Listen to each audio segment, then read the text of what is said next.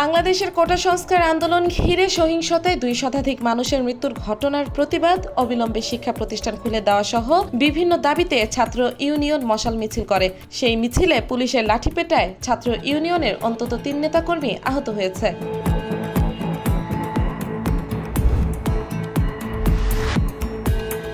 বাংলাদেশের স্বরাষ্ট্রমন্ত্রী আসাদুজ্জামান খান সচিবালয়ে সাংবাদিকদের প্রশ্নের জবাবে বলেছেন, জামায়াত শিবিরকে নিষিদ্ধ করার প্রক্রিয়াটি চলছে। প্রক্রিয়াটি শেষ হলে যে কোনো সময় ঘোষণা দেওয়া হবে। এদিকে আইনমন্ত্রী আনিসুল হক বলেন, জামাত ও ছাত্র শিবিরকে নিষিদ্ধ করার প্রস্তাবে আইন মন্ত্রণালয়ের মতামতের পর স্বরাষ্ট্র মন্ত্রণালয় প্রজ্ঞাপন জারি করবে।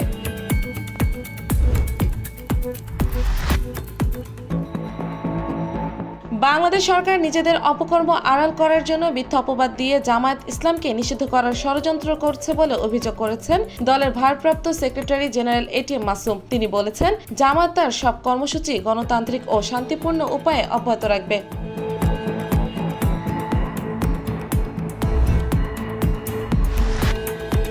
বাংলাদেশের ঢাকা মহানগর পুলিশের অতিরিক্ত কমিশনার মোহাম্মদ হারুনুর রশিদকে গোয়েন্দা বিভাগের দায়িত্ব থেকে বদলি করা হয়েছে। তাকে ডিএমপির অতিরিক্ত কমিশনারের দায়িত্ব দেওয়া হয়েছে।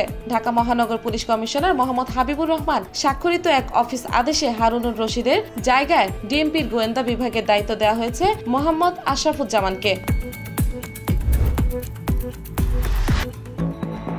ডেমোক্রেটিক প্রেসিডেন্ট প্রার্থী কামালা হ্যারিস রয়টার্স ও ইপসোস পরিচালিত এক নতুন জরিপের ফলে রিপাবলিকান প্রার্থী সাবেক প্রেসিডেন্ট ডোনাল্ড ট্রাম্পের চেয়ে 1% বেশি ভোট পেয়ে এগিয়ে রয়েছেন, যা প্রেসিডেন্ট জো বাইডেনের নির্বাচন থেকে সরে দাঁড়ানো ঠিক আগের কয়েক সপ্তাহে ট্রাম্পের সঙ্গে ডেমোক্র্যাটদের পিছিয়ে যাওয়ার অধ্যায়ে সমাপ্তি টেনেছে।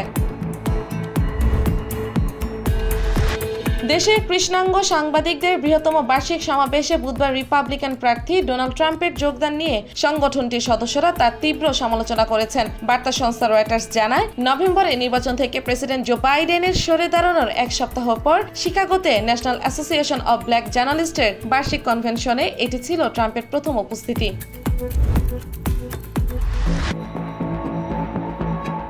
তেহরানে হামাস প্রধান ইসমাইল হানিয়াকে গুপ্ত হত্যার বিষয়ে ইসরায়েলের বিরুদ্ধে প্রতিশোধ নেওয়ার কথা জানিয়ে ইরানের নতুন প্রেসিডেন্ট মাসুদ পেজেশকিয়ান বলেছেন, হানিয়াকে কাপুরুষোচিত হত্যার জন্য ইসরায়েলের অনুশোচনা করতে হবে। ইরান তার আঞ্চলিক অখণ্ডতা, সম্মান, গর্ব এবং মর্যাদা রক্ষা করবে।